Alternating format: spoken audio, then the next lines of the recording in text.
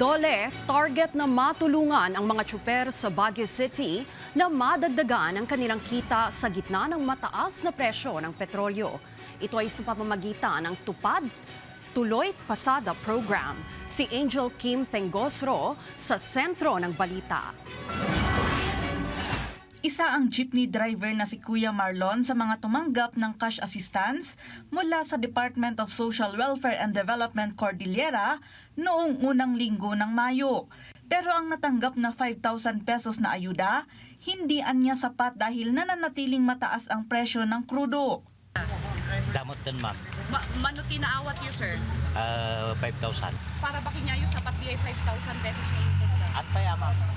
Upang mabigyan ng dagdag suporta at hindi tumigil bumiyahe, layon ng Department of Labor and Employment na tulungan ang mga PUJ driver sa pamamagitan ng Tupad Pasada Program. Target ng programa na makakatulong sa kanilang kabuhayan, lalo na sa gitna ng patuloy na pagtaas ng presyo ng krudo at iba pang gastusin. Kaya ang ginawa ng DOLE is to also provide assistance under the Tupad. So what will happen is, yung mga drivers, tuloy pasada program, so mamamasada sila while they are being paid of the daily minimum wage, which is 505 pesos per day also.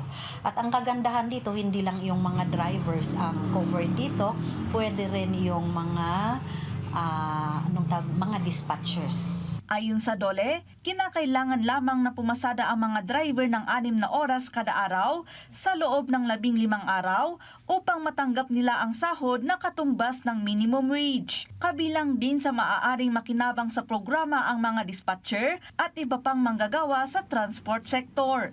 Aykat na saya at madam no agito daman at tano at ti paggatang ti kwa pag na ti paggatang ti bagas. Nilinaw ng DOLE na prioridad nilang mabigyan ng ayuda ang mga driver na hindi pa nakatatanggap ng tulong pinansyal mula sa LTFRB. Batay sa datos ng LTFRB, umaabot sa 1,400 PUJ drivers sa Baguio City ang kailangan pang ma-review upang mabuo ang pinal na listahan ng mga kwalipikadong pagkakalooban ng tulong.